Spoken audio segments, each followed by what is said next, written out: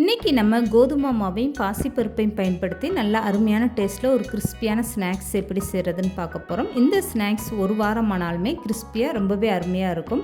இது செய்கிறதுக்கு அதிகமான பொருட்களே தேவையில்லை, ரொம்ப ஈஸியாக செஞ்சு முடிச்சிடலாம். ஹலோ ஃப்ரெண்ட்ஸ், வெல்கம் டு சமேடிலேட்.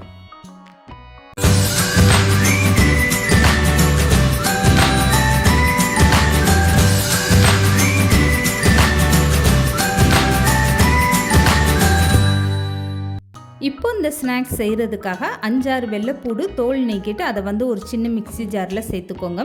இப்போ 2 கொத்தளவுக்கு கருவேப்பிலை இலை சேர்த்துட்டு இதை தண்ணி எதுவுமே சேர்க்காமல் அப்படியே அரைச்சி எடுத்துக்கோங்க.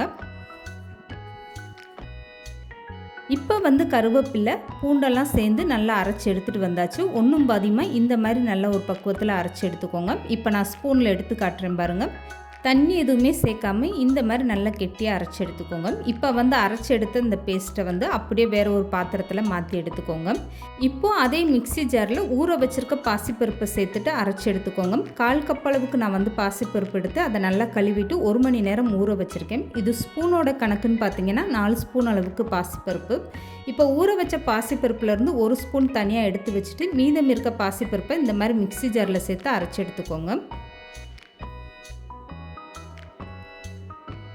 இந்த பாசிப்பருப்பை அரைக்கும் போது கொஞ்சமாக தண்ணி சேர்த்து இந்த மாதிரி திக்கான பேஸ்ட்டை அரைச்சி எடுத்துக்கோங்க. நல்லா வலுவலுன்னு அரைப்பட்டு இருக்கணும். இப்போ நான் ஸ்பூனில் எடுத்து காட்டுறேன் பாருங்கள், பாசிப்பருப்பு எந்த அளவுக்கு நல்லா அரைப்பட்டு வந்திருக்குன்னு. 1 மணி நேரம் ஊற வச்சாதான் இது இந்த மாதிரி நல்லா அரைப்பட்டு வரும். இப்போ அரைச்சி எடுத்த பாசிப்பருப்பை அப்படியே இந்த பவுலில் மாற்றிக்கோங்க. இதில் ஏற்கனவே கருவேப்பிலை பூண்டெல்லாம் சேர்த்து அரைச்சி சேர்த்துருக்கோம்.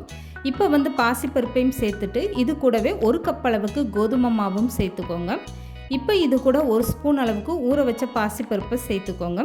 இது கூட 1 ஸ்பூன் அளவுக்கு மிளகுத்தூள் சேர்த்துக்கோங்க.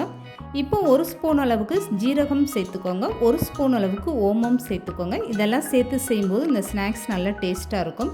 இப்போ 1 ஸ்பூன் அளவுக்கு சில்லி ஃப்ளேக்ஸ் சேர்த்துட்டு இந்த மாவுக்கு தேவையான அளவு உப்பு சேர்த்துக்கோங்க. இப்போ 1 ஸ்பூன் அளவுக்கு இதில் பட்டர் சேர்த்துக்கோங்க. இது கூடவே 2 ஸ்பூன் அளவுக்கு பொட்டுக்கடலை மாவு சேர்த்துக்கோங்க. நான் கோதுமை மாவோடு சேர்த்து அப்படியே சேர்த்துருக்கேன், அதனால தனியாக அதை காட்டலை. இப்போ 2 ஸ்பூன் அளவுக்கு பொட்டுக்கடலை மாவும் சேர்த்துட்டு கொஞ்சம் கொஞ்சமாக தண்ணி சேர்த்து மாவு இந்த மாதிரி ஒரு பக்குவத்தில் பிசைஞ்சு எடுத்துக்கோங்க. கையில் தொட்டு பார்த்தீங்கன்னா சப்பாத்தி மாவு மாதிரி இந்த மாதிரி நல்லா கெட்டியாக இருக்கணும். இப்போ இதை சின்ன சின்ன உருண்டைகளாக இந்த மாதிரி ரெடி பண்ணி எடுத்து வச்சுக்கோங்க. இதுக்கப்புறமா இதை தேய்ச்சி எடுக்கிறதுக்காக ஒரு சப்பாத்தி கட்டை எடுத்துக்கோங்க. சப்பாத்தி கட்டையில் இந்த மாவை வச்சு ஒரு டைம் நல்லா இப்படி திரட்டி எடுத்துக்கோங்க. அப்போ தான் உங்களுக்கு மாவு விரிசல் விழுகாமல் இருக்கும். இந்த மாதிரி 2 பங்காக நான் மாவை பிரிச்சுட்டு 1 பங்கு மாவை எடுத்து இந்த மாதிரி நல்லா திரட்டி எடுத்திருக்கேன். இப்போ சப்பாத்தி கட்டையில் கொஞ்சமாக நீங்கள் கோதுமை மாவை தூவிக்கோங்க. இதுக்கப்புறமா அந்த மாவை வச்சுட்டு நல்லா லேசாக தேய்ச்சி எடுத்துக்கோங்க. எந்த அளவுக்கு இந்த மாவை நல்லா லேசாக தேய்க்க முடியுமோ அந்த அளவுக்கு நல்லா லேசாக தேய்ச்சி எடுத்துக்கோங்க. அப்போ தான் உங்களுக்கு இந்த ஸ்நாக்ஸ் பொரிஞ்சு நல்லா மொறு மொறுன்னு அருமையான டேஸ்ட்டாக இருக்கும். இந்த மாவில் ஊற வச்ச பாசிப்பருப்பெல்லாம் சேர்த்துருக்கிறதுனால இந்த ஸ்நாக்ஸ் சாப்பிடும்போது அந்த பாசிப்பருப்பு வாயில் தென்படும். அப்போ நல்லா கிறிஸ்பியாக அருமையான டேஸ்ட்டாக இருக்கும்.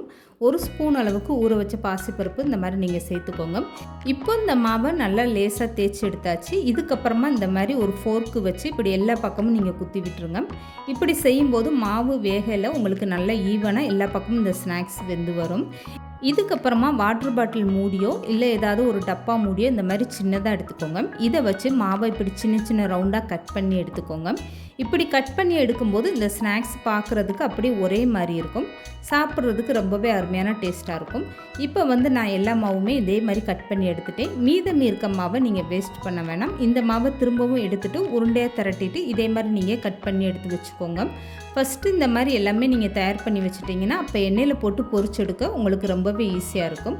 இப்போ பாருங்கள், எல்லாமே இந்த மாதிரி நல்லா கட் பண்ணி எடுத்தாச்சு. பார்க்குறதுக்கு எவ்வளோ சூப்பராக இருக்குது பாருங்கள். இப்போ கட் பண்ண மாவுலேருந்து ஒன்று எடுத்து காட்டுறேன் பாருங்கள், எந்த அளவுக்கு நல்லா லேசாக சூப்பராக இருக்குது பாருங்கள். இதே மாதிரி நீங்கள் எல்லா மாவும் தயார் பண்ணி எடுத்து வச்சுக்கோங்க. இந்த மாதிரி நீங்கள் அதிக அளவில் ஸ்நாக்ஸ் செஞ்சு வச்சுக்கிட்டிங்கன்னா ஒரு வாரத்துக்கு உங்களுக்கு ஸ்நாக்ஸ் பிரச்சனையே இருக்காது. இந்த ஸ்நாக்ஸ் சாப்பிட்றதுக்கு நல்ல கிறிஸ்பியாக அருமையான டேஸ்ட்டாக இருக்கும். இப்போ எல்லா மாவுமே நான் இதே மாதிரி கட் பண்ணி எடுத்து வச்சுட்டேன். இப்போ இந்த ஸ்நாக்ஸ் பொரிச்செடுக்க ஒரு பாத்திரத்தில் எண்ணெய் சேர்த்துக்கோங்க. எண்ணெய் மிதமான சூடானதுமே கட் பண்ணி வச்சுருக்க மாவெல்லாம் இந்த மாதிரி ஒவ்வொரு பீஸாக எடுத்து சேர்த்துக்கோங்க. இதுக்கப்புறமா ஸ்டவ்வை மீடியமாக வச்சுட்டு நீங்கள் 2 பக்கமும் நல்லா பரட்டி விட்டு பொரிச்சு எடுத்துக்கோங்க. மாவு எண்ணெயில் சேர்த்ததும் உடனே கரண்டி போடாதீங்க. தானாக மேலே எலும்பி வந்ததுக்கப்புறம் கரண்டி போட்டு திருப்பி விடுங்க.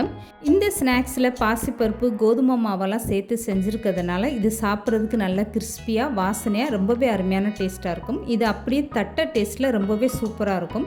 இந்த மாதிரி நீங்கள் ஒரு ஸ்நாக்ஸ் செஞ்சு வச்சுட்டிங்கன்னா உங்களுக்கு ஸ்நாக்ஸ் பிரச்சனையே இருக்காது. இப்போ பாருங்கள், எண்ணெயில் உள்ள சலசலப்பெல்லாம் அடங்கி இந்த ஸ்நாக்ஸ் நல்லா செவந்து வர ஆரம்பிச்சிருச்சு. இதுக்கப்புறமா எண்ணெயை வடிச்சிட்டு நீங்கள் வெளியே எடுத்து வச்சுக்கோங்க. இதே மாதிரி மீதம் இருக்க எல்லா மாவும் போட்டு எண்ணெயில் பொரிச்சு எடுத்துக்கோங்க. அவ்வளோதாங்க. இந்த ஸ்நாக்ஸ் சூடோடு இருக்கும்போது எடுத்து சாப்பிட்டிங்கன்னா அவ்வளோ கிறிஸ்பியாக தெரியாது.